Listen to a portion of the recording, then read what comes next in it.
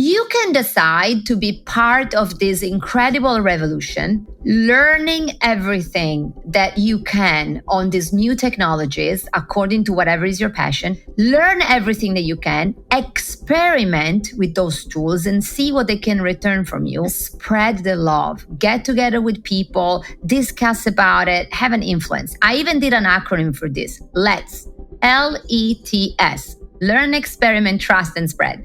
Staying behind is not going to help.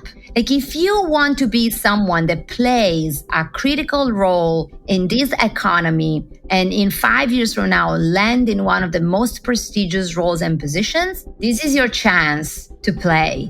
Welcome to Women Talk Tech, the podcast for business professionals committed to advancing women in the tech sector.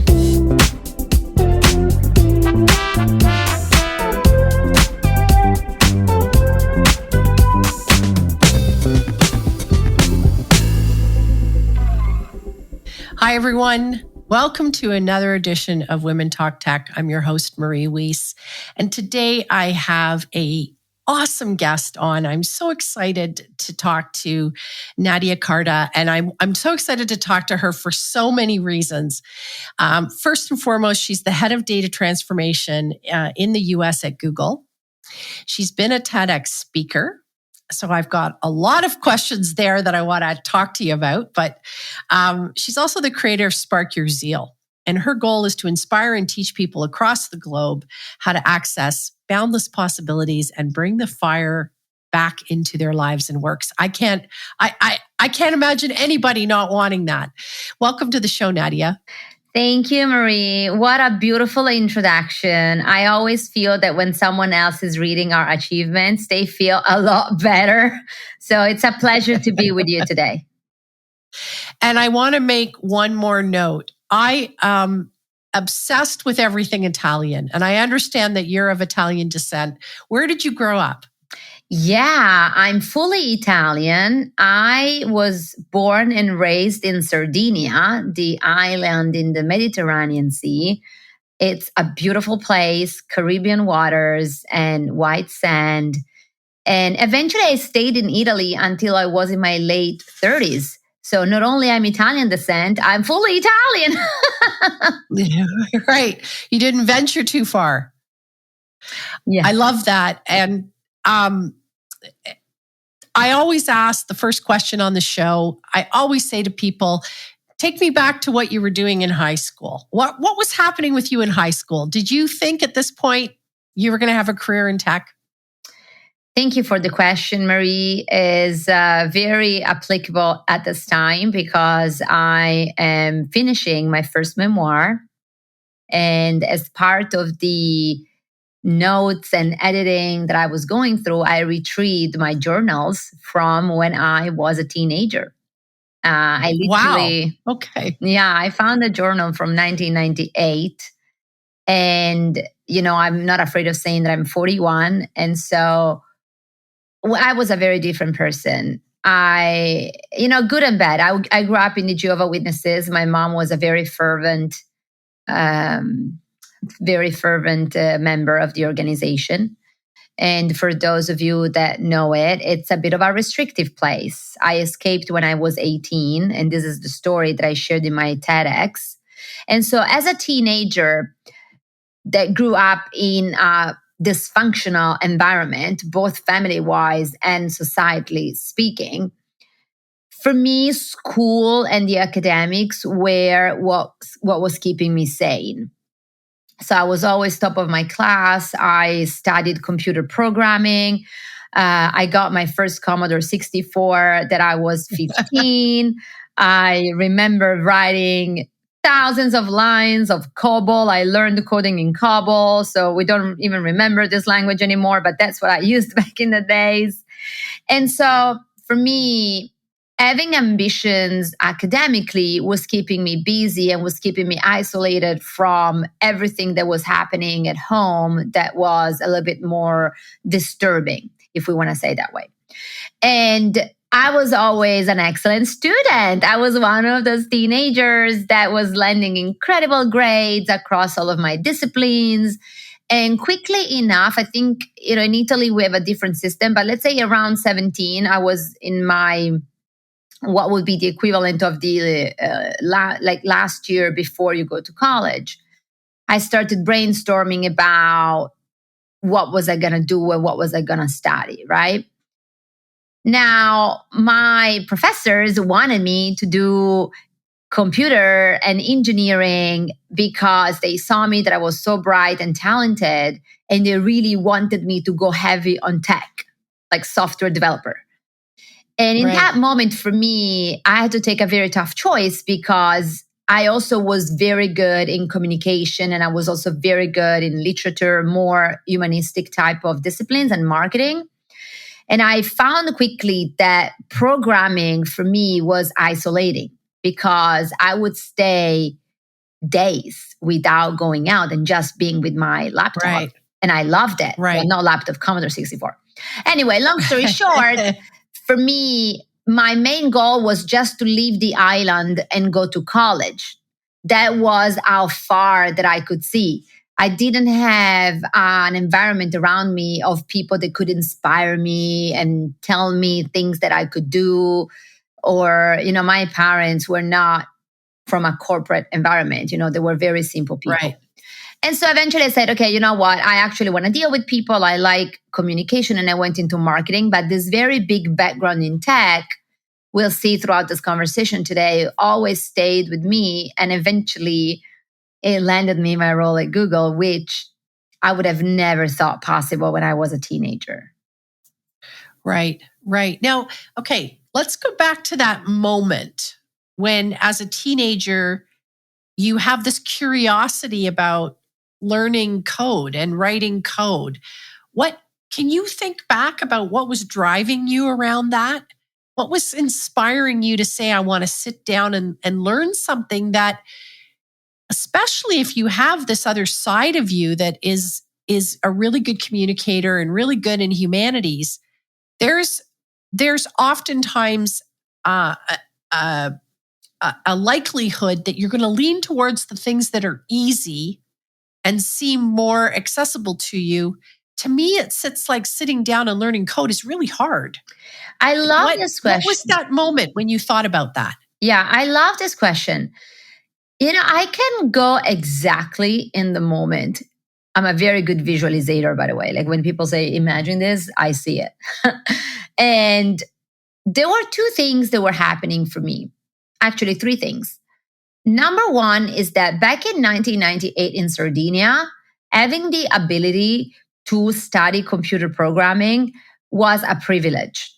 So even if I come from a very modest family, the public school that I went to was running an experimental program for the first time, get 15 kids to learn computer programming alongside admin and disciplines that were more women disciplines. I learned all about running a P&L and accounting and all of these things in my specialty. And then there was this thing about computer programming. Now, what happened is that I found it incredibly difficult, as you said. I remember the first lesson with our professor, and he was teaching us about flowcharts. I'm like, whoa, how am I going to find a way to design the flow chart and translate this into code? Mind you, I didn't speak English back in the day, and learning the whole thing about the instructions. Like the guy was just giving us a problem, and then we needed to translate the problem into actions and steps and tasks for the flow chart. That piece for me was so hard. And when I started, I was 13, so still super young. And so going to number two, what drove me is that I was finding incredible satisfaction in the end product. Meaning the ability to put together a set of lines of code. And when I would hit publish, they would give me back a creation that was the output of my head that for me was incredibly satisfying. Like I still remember one time I created in MS-DOS a first mask just to insert name and surname and a few words. That for me was magic. Like I remember that when I did it, I was like, "Whoa, this is magic!" and then so there was this, the accomplishment. I'm probably very type A, and the reward was very nice. And then the third one is I got internet in 1996. I was probably one of the few kids that got internet at home, which was a huge deal in Sardinia. We're not talking about America. We're talking about Sardinia in 1996, like a rural town. Like we're not talking about New York. Right. And so probably we were 10 kids in the whole town of 12,000 people with the internet. And I remember the first time that I started surfing, I was like, this is a world in front of me. I was so curious. I so wanted to learn, and I got my first blog and I started coding my first blog. For me, it was a breath of fresh air, and it enabled me to see a better future for myself. That's awesome. I love that story, and I love that visual of seeing the world unfold. Here you are in a small community and seeing the world unfold. I think that's really special, and I want to thank you for sharing that, because that's really cool. And don't we want that for all kids today, to be able to see the world unfold, and not just in social media and 140 characters or something stupid like that, just to see that there's so much interesting opportunity out there. I think, I want to talk a little bit about your involvement with the International Coaching Federation, and in particularly various mentoring programs that you've been part of. How important is mentoring in your life? On a scale 1 to 10, I would say 11. And not only mentoring, but also sponsoring, like literally creating opportunity. The way this all started, like all things that are transformational in someone's life, it started from a very dark place. Back in 2018. Yeah, back in 2018, in corporations, there are reorganizations all the time. And in 2018, I was part of a reorganization where I was placed in a role that I didn't fully enjoy. Before that, I was doing the role of my dreams. I had my best manager. I had incredible responsibilities. And as part of a different strategy, I was put back in a very small role that I wasn't having fun at all, and that I was actually running away from, when they say the universe. And in that dark moment, I was already a mother. I had already my daughter. My daughter was a year and a half, my first child.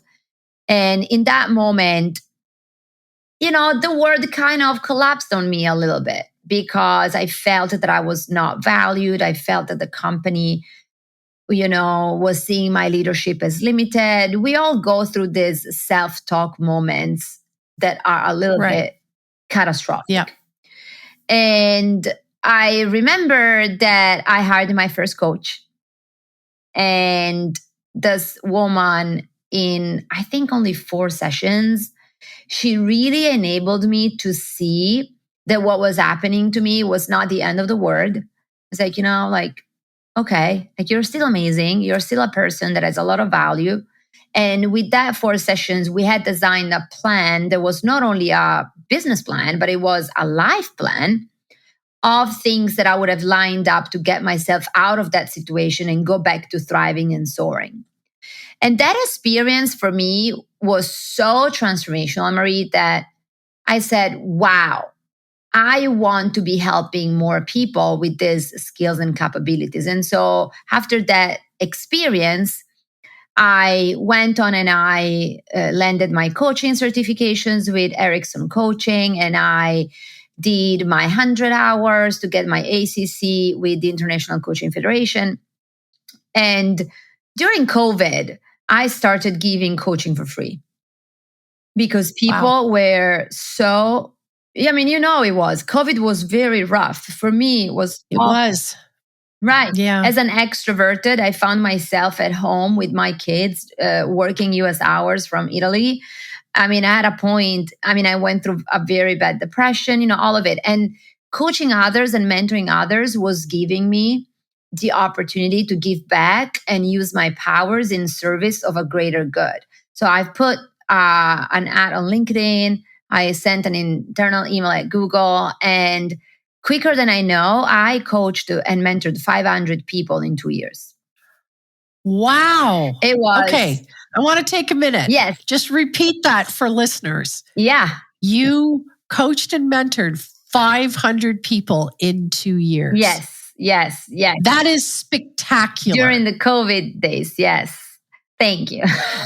Absolutely spectacular. Thank you. I want to say thank you personally from the bottom of my heart for you doing that, because that's incredible. I'm getting chills right now. People can't see that because I have a turtleneck on, but I'm getting chills right now just thinking about that and the sheer magnitude of that contribution. Thank you. Thanks for saying that and recognizing. Sometimes I don't reflect on it. Just this morning on the show, we were talking about those of us that are givers. I definitely fall in the category of the givers. And there's also the flip side that I do recognize that I need to be taken care of often. And when it comes to giving, there's no way for me to be different. Even yesterday, just to give you a super tactical example, one of my peers, she texted me at 9 p.m. asking me, hey, do you have time to chat? And I said, listen, I'm landing from Chicago. And if you want, I'm happy to hop on a call and you be my mate on the car drive back downtown. And there we were. We did a full coaching session, 1 hour from 10:30 p.m. until 11:30 p.m. She had something that was really, really important for her that she wanted to unpack and unaddress. And there I was, holding the space. And I cannot refrain from giving this gift to this world. I know that those are my powers. And I know that once a person spends time with me, they leave feeling 100% better. And that fulfills me. And so during COVID, I had this talent and I wanted to help and I wanted to provide solace for the people around me. And I said, what is one thing that I can do that it's in my power to do? Okay, let's do it. And thank goodness you did. Thank you. And again, thank you. And I think that's a beautiful segue. Tell us about Spark Your Zeal. What is Spark Your Zeal all about? Because I want to get on board with that. Let's unpack that. Yeah. So another time, right? From a dark moment, something bright was born. I know that a lot of corporate people are going to resonate with this story. Last year, it was around August, September, I went for a director role. So the next, let's say, rank in my professional, let's say, career at Google in the ladder. And I didn't get it. And for me, this was the first time in my life that I wasn't getting something. As I shared them a bit about Skype, I always got what I wanted. And this was the first time really, and I say this smiling and laughing. I recognize that I'm extremely privileged, but I worked my ass off to be where I am right now and to really dig myself out of a black hole that I've been for a lot of my life. And so, I'm a very ambitious woman. I'm very competitive. And when I see an opportunity, I go for it. I'm an hustler. I believe in the universe and I believe in vibrations and attractions, but I also put the work to get it. I'm not here on my desk waiting for the spirit to send it. Anyway, I didn't get this opportunity and I was very frustrated. I was upset. Because I said, well, if I am so talented that you all say I am, then why am I not getting the role? And back then, my manager, with so much love, she goes, well, Nadia, I guess, this is the first time for you to learn that you need to embrace it. And even if you have all the skill set, even if you have all the role-related things, you didn't get it this time. There will be another time. And so I remember that once again, like I do all the time, I went out and I searched a coach for myself. And I sat down with my coach and I rant and I vent. And I think I did 1 or 2 months of rant and venting. And then one day this woman asks me, she goes, well, what are your talents? She goes like, enough with the venting, you're upset, you are hurt. Okay. But then what are we going to do about it? What are your talents? And I say, well, once a person spends an hour with me, you can rest assured that whatever they are building in their life, they will feel on fire about it. They will be so energized that they will go out and hustle and do whatever it takes to get it. And she goes, you spark people's zeal.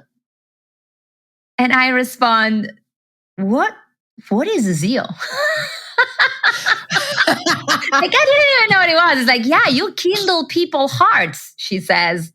And I said, I kindle what? Like, Kindle is the Amazon book. And so I went through this journey with her that was extremely transformational because she helped me put labels and names to what my talents and superpower were.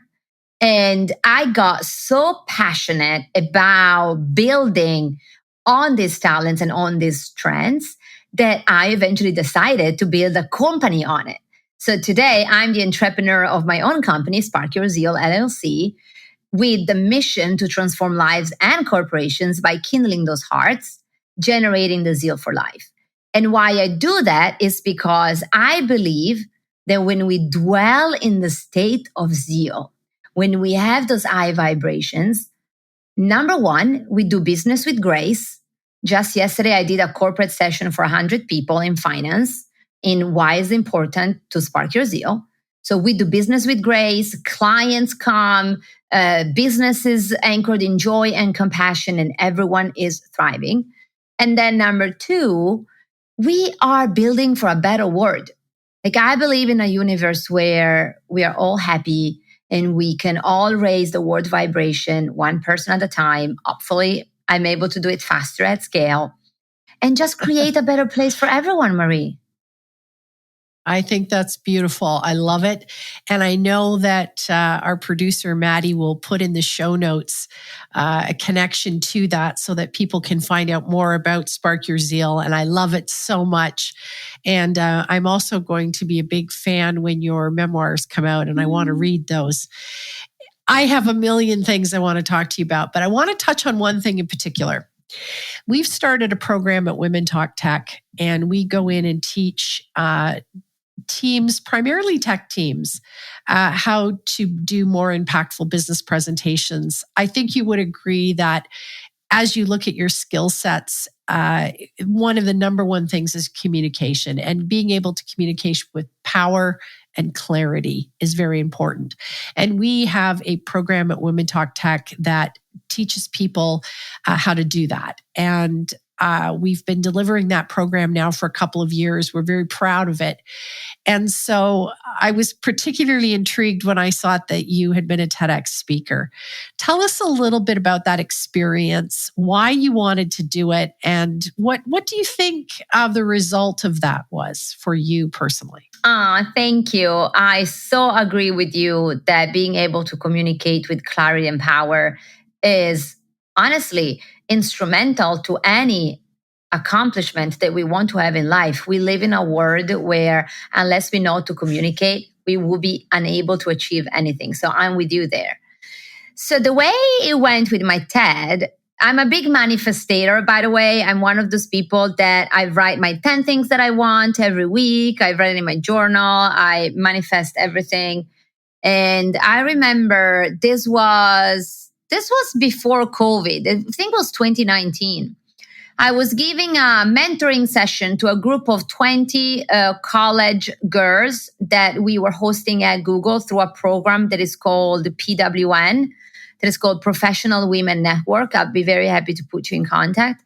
And back then, I was one of the speakers that they had invited from Google to tell our story of how we ended up being in a corporation. And because I did a lot of roles, it's almost 15 years that I'm with the company, but I changed probably 10 roles and I lived in 4 countries. And so those college students found that they wanted to know more about me, how did I got there, and what helped me. And so here we were, they were asking questions and all of it. And at the end of the session, one of the girls comes to me and she goes, I'm in the speaker, I think they call it speaker management. In TED, they have very specific name. She goes, I'm organizing the TedX of my college. And I would love to have you as a speaker. And the category was time, right? The theme of the TED was time. And I said, wow, what an incredible opportunity. I said yes immediately because I lead with yes in my life. Every time someone brings me an opportunity, I lead with yes. And then I think about the how later. But I started panicking. I said, whoa, I've always been into public speaking. I've always been on stages. So it wasn't that was scaring me, but it was literally how to articulate my story in a way that was transformational for people, because TED is all about ideas that are transformational. And I had to do that in 12 minutes. So I know it's a daunting task, and we talk about it in our course. And a lot of people sit there and say, "Oh, could never do this," but it's a great goal to aspire to. It is tough, especially here's the other flip side of the story. You and I are meeting now that it's after 3 years of living in America, after I did more than 100 recordings and guests and etc., guest hosting. I wasn't like, my English was not like this 4 years ago. And I learned English very late in my life. I was 27, I think. When I look back at my first interviews at Google, I even think, how they did understand me? I mean, that was rough. And to this day, because here's what happened. The pandemic canceled the TED, so that we did it virtually. I had moved to New York, so they sent a camera crew to my house. I recorded my TED with them here. And then it was live. They cut it and it was live. And even now when I look at it, I said to my husband, my accent was terrible. How was I able? I mean, mind you, I did study I'm an unscripted speaker normally, but for TED, you have to be scripted because you only have 12 minutes. And so eventually my TED title was How to Turn Obstacles into the Fuel for Your Life, which is also part of now of my Spark Your Zeal talk. And I shared the 5 tools and 5 ways for people to embrace whatever challenge we have on our path and develop resilience by telling a little bit of my life stories like I did with you today. Yeah. Beautiful. Beautiful. I know we only have a couple minutes left, but I can't not ask this question. Your role is at the forefront, being head of data transformation at Google. Your role is at the forefront of what's going on. And so I want you to take your crystal ball out, and I want you to share with listeners what you think one of the top transformations or ideas, or what's the top trend that we have to look out for in the next year? What's going to be at the forefront of tech? Yeah, I am very excited about the moment we're living right now. I guess I cannot hide it. I'm one of those early adopters. Every time there's a new technology, I am always at the forefront of the adoption. Also at Google, I've always been working in those divisions that were the most innovative one. I was at DoubleClick for 14 years, and within DoubleClick, I did the product, I did strategy, I was launching new things. And so when last fall, everything with OpenAI happened and everything with generative AI was finally, on our face, for me, witnessing that moment from the inside was big. Because finally, I said the world sees things that we are working on for so many years. Not many people know, but the T of ChatGPT is a transformer that Google developed 8 years ago. So Google has always been working on everything AI, and it is deployed on a lot of our advertising products like PMax, Broadmatch, and everything. What excites me, I always give this speech when I talk to practitioners. So I'm going to exclude for a moment the C-levels because they have their own organizational challenges, I believe. But I am the most excited for the practitioners for one very simple reason. This is a moment in time that I define a fork in a road. And as a practitioner or as a professional in tech, you have two choices right now. Number one is to be an observer. You can choose to observe what's going on, look at what's happening, and just go out with your day and do things as you always do. Or, fork in the road, you can decide to be part of this incredible revolution, learning everything that you can on these new technologies according to whatever is your passion. If your passion is graphic, go and learn about Midjourney. If your passion is copywriting and writing, go and learn everything about prompting the generative AIs. You know what I mean? There's things for everyone now in every field. Learn everything that you can, experiment with those tools and see what they can return from you. Trust that this is getting bigger and bigger and that regulation and ethics are going to address a lot of the doubts and questions that we have today, and spread the love. Get together with people, discuss about it, have an influence. I even did an acronym for this. LETS, LETS, learn, experiment, trust, and spread. Because staying behind is not going to help. Like, if you want to be someone that plays a critical role in this economy and in 5 years from now land in one of the most prestigious roles and positions, this is your chance to play. So I'm very excited about this, Marie, as you can tell. Well, we're excited about it as well at Marketing Copilot. And quite frankly, I couldn't agree with you more. And we're working on some stuff in my other role and in my other life and what I do to make money. And we're working in a big way with AI right now. And, on the podcast over the last few years, and I've participated in a lot of panels talking about AI, pros and cons, what it means, how data is getting used going forward. And there was a lot of mistrust, probably even 3 or 4 years ago, in this topic. And when I would moderate panels, people would say, I don't get how it's going to work. I feel it's a breach of privacy. I feel there's so many things that are wrong with it. It's unregulated. There's nobody keeping an eye out for the average person. And that's when I said, that's why things like the podcast and getting more women into tech are so important. We're right at the crossroads of technology that's going to shape our futures, and you want a seat at the table. So the first thing I said to people was, get a seat at the table so you can have an honest conversation about this, because it's not stopping. The genie's out of the bottle. We're not going back anytime soon. And you can sit around and bitch about it, or you can sit around and figure out what it means to you and how it's going to shape businesses and what the next step forward is. So I think you're bang on with this. And I can't thank you enough for sharing everything that you've shared today. As I said, we're going to keep our eye on you. We want to hear about your memoirs. We want to read that and see how it's going. And for people who want to connect with Nadia, particularly on Spark Your Zeal, we will have more details in the show notes. It has been an absolute pleasure having you on the show today, Nadia, on so many topics that are near and dear to my heart.